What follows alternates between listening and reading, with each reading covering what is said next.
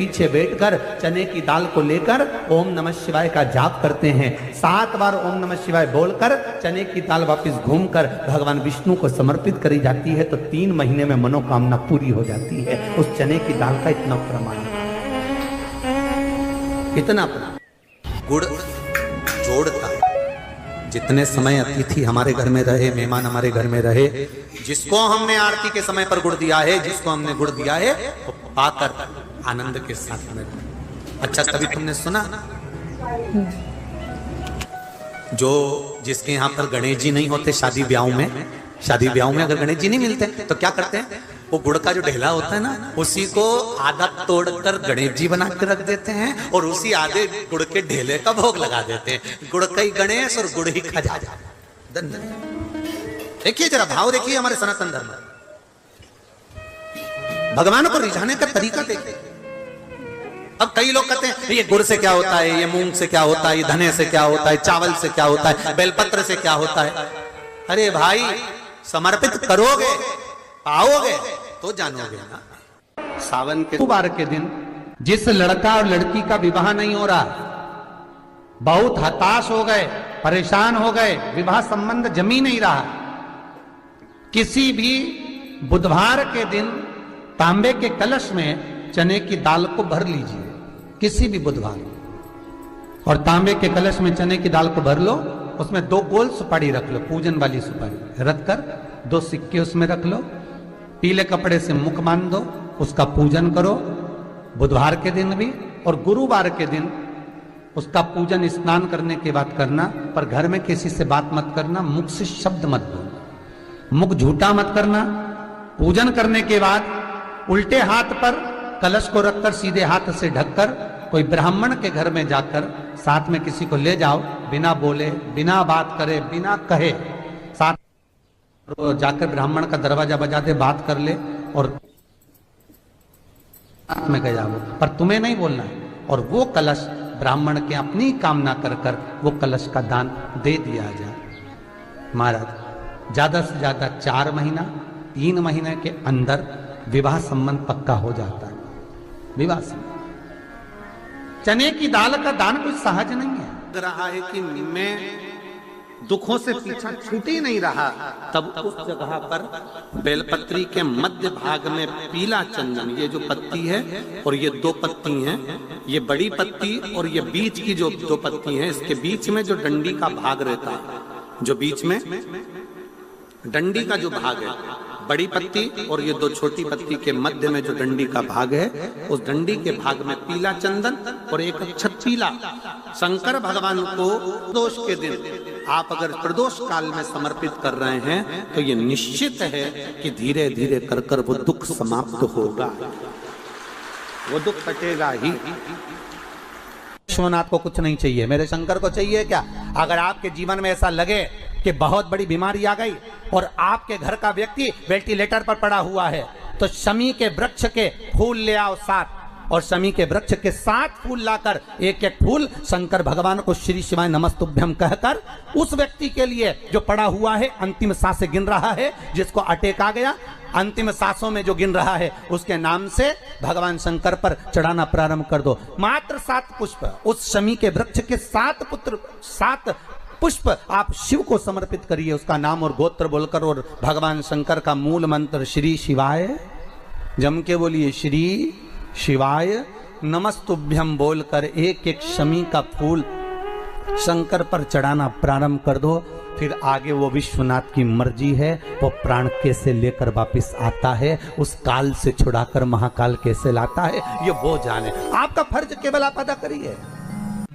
ये 3 समय एक ऐसा समय है, मान लो सुबह यदि आपको समय ना मिले भगवान शंकर का गुणगान करने के लिए, मान लो दोपहर का समय ना मिले शंकर भगवान का गुणगान करने के लिए, तो शिव पुराण कहती है जब सूर्य डूब रहा हो, प्रदोष काल का जब समय हो, तब उस शंकर का गुणगान करो तो सारी जिंदगी तुम्हें किसी के आगे हाथ नहीं फैलाना पड़ेगा।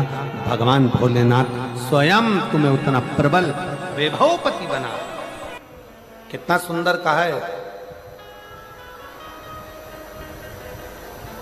जब जिंदगी बहुत संघर्ष में चल रही हो, बहुत दुख का जीवन चल रहा हो, बहुत कष्ट का जीवन चल रहा हो, बहुत कष्टमय जीवन चल रहा हो, तब शमी के 5 पत्ते, शमी के 5 पत्ते एक दुर्वा के साथ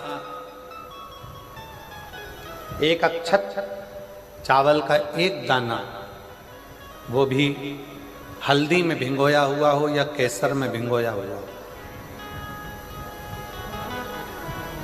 शमी पत्र 5, एक दुर्वा, एक चावल का दाना, जो दिल से हृदय से बेलपत्री के वृक्ष के नीचे पार्थिव लिंग का निर्माण कर कर मट्टी का शिवलिंग बनाकर प्रदोष काल में, मतलब शाम के समय पर शिवलिंग बनाकर उस पे जल चढ़ाकर, जो ये 5 शमी का पत्र, एक दुर्वा और एक चावल का दाना, अपनी कामना कर कर, जो दुख चल रहा है बाबा से विनय कर कर एक एक पत्ता जब समर्पित कर दे, फिर एक दुर्वा समर्पित कर दे, फिर एक चावल का दाना समर्पित कर दे और बाबा का वहीं पर पुनः विसर्जन कर दे, 3 महीना तो जाने दो, 15 दिन के अंदर वो दुख कटता जरूर है, चाहे कोई भी दुख, किसी भी तरह का दुख क्यों हो। एक बेलपत्र के वृक्ष की परिक्रमा करने वाले को हजारों अश्वमेध यज्ञ का फल प्राप्त हो जाता है, हजारों अश्वमेध यज्ञ का फल प्राप्त हो जाता है। उसी तरह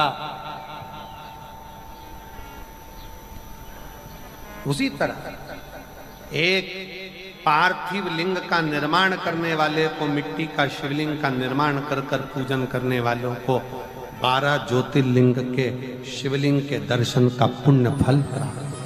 जब श्री बद्रीनाथ भगवान विश्राम करते हैं, पट जब बंद होते हैं, तो मेरे नारायण के हृदय से बाहर जो लक्ष्मी जी का मंदिर है, वहां से लक्ष्मी जी को लाकर हृदय से लगाया जाता है और भगवान को एक कम्मल पूरा घी में उसको लपेट कर, पूरे घृत में उसको लगाकर, गौ माता के घृत में उसको लगाकर नारायण को भगवान शिव का स्मरण कर कर लपेटा जाता है। भगवान नारायण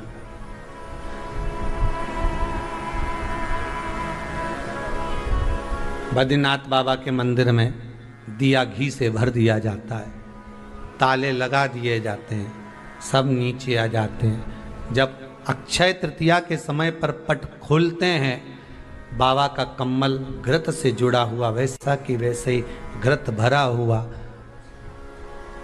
घृत में स्थिरता है, घर में घृत के अंदर लक्ष्मी का भाव आ जाता है।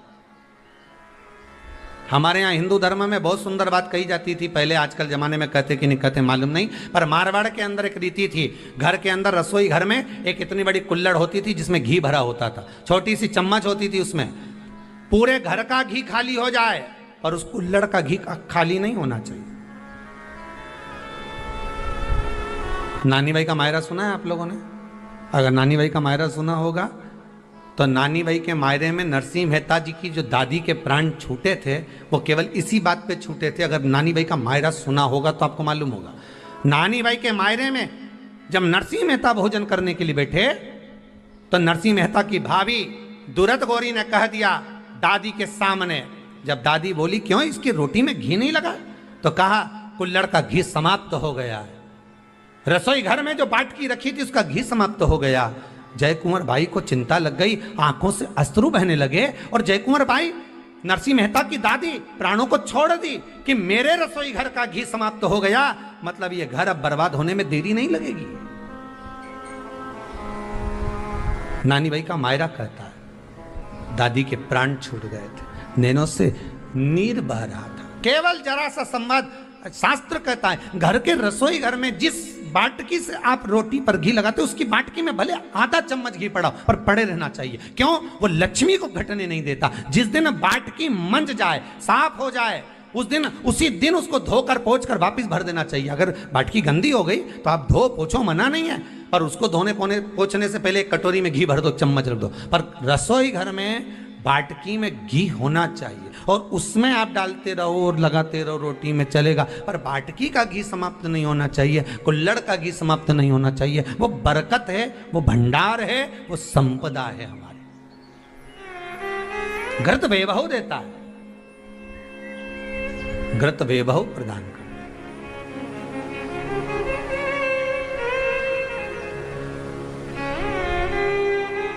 घृत वैभवता देता है।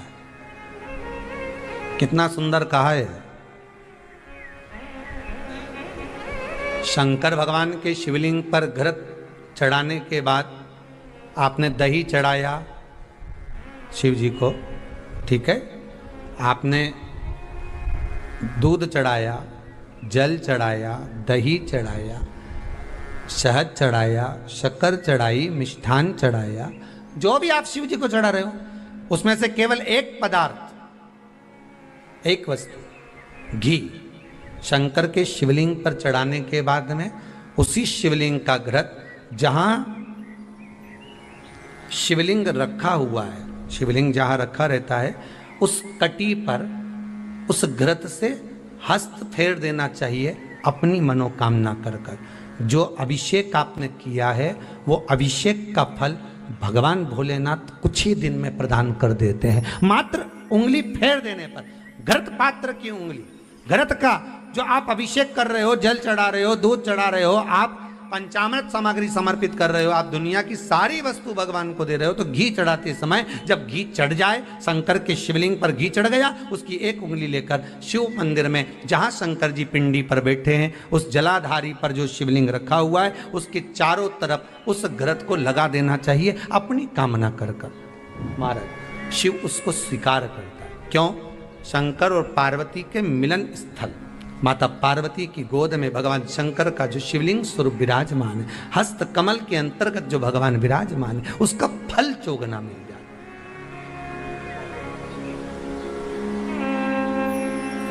शक्तिपीठ नाम सुना है? अरे बोलो तो, जितने लोग कथा सुन रहे, शक्तिपीठ नाम सुना है? शक्तिपीठ का मतलब क्या होता है? जहां पर माता सती के अंग के टुकड़े होकर गिर पड़े वो शक्तिपीठ के रूप में निर्मित हो गए। तो जितनी भी शक्तिपीठ होती है उन शक्तिपीठ में आप लड्डू चढ़ाएं, पेड़ा चढ़ाएं, वस्त्र चढ़ाएं, आभूषण चढ़ाएं, सोना चढ़ाएं, चांदी चढ़ाएं, मुद्रा चढ़ाएं, आपकी मर्जी पड़े करोड़ों रुपए चढ़ाएं, मना नहीं है। पर शक्तिपीठ का दर्शन करने जब जाएं तो कम से कम थोड़ा साथ में गाय का घृत, असली घी साथ में लेकर अवश्य जाएं। क्यों? शक्तिपीठ पर भी घी समर्पित करने से मनोकामना पूर्ण हो जाती है। आप आएंगे शक्तिपीठ का दर्शन करके और मनोकामना पूर्ण होना है। मात्र शक्तिपीठ आप चढ़ाएं, वस्तु ढेर चढ़ाएं, आप सोना चांदी अंबारियों में धन दौलत सब चढ़ाएं, पर साथ में आप चुनरी चढ़ा रहे हैं, साड़ी चढ़ा रहे हैं, घृत भी दीजिए, घृत भी प्रदान।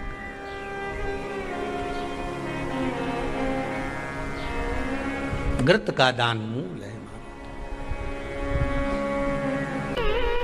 धर्म पत्नी से संतान नहीं, औलाद नहीं, बड़े दुखी है, बड़े दुखी। अच्छा, संतान नहीं हो, किसी नारी की गोद, अगर स्त्री की गोद अगर खाली रह जाए तो भी दुख होता है उसको कि मेरे घर में औलाद नहीं, संतान नहीं। हम कई बार कहे, आज फिर कहते हैं, ये टेस्ट भी बाद में कराना, सारी जांचें बाद में कराना। एक बार शंकर का भजन कर कर देख लो। सब जगह से अगर हार जाओ और सारे रिपोर्ट आपकी आपने सब दूर दिखा ली, तो एक बार शंकर पर भरोसा कर कर तुमरुका जी का नाम लेकर सफेद आंकड़े की जड़ को शिवजी पे से रजस्वला धर्म के 7वें दिन 21 बार घुमा लो। नाम गोत्र बोलकर कमर में लाल धागे में बांध लो। पीपल के पत्ते शिवजी को चढ़ाओ, उठाकर लाओ। उस एक पत्ते को रात्रि को गाय के दूध में उकालो और उस दूध को दोनों पति पत्नी पियो। साथ रहिए, समय आएगा, बाबा चाहेगा तो 3 या 4 महीने में गर्भ ठहर ही जाएगा। सारे डॉक्टर को दिखा लिया अपनी जगह, टेस्ट भी करवा लिया अपनी जगह, पर एक बार प्रयोग, और वो विश्वास रखकर करना पड़ेगा। शंकर पर जो भी कार्य कर रहे हो आप, जो उपाय कर रहे हो आप, शिव का स्मरण कर, भगवान पर अगर विश्वास रखोगे, भरोसो दृढ़ इन चरणन कहो, श्री वल्लभ नखचंद्र छटा बिन सब जगमा ही अंधेरो। अगर भरोसा है तो शंकर है, और भरोसा नहीं तो शिव कहां से।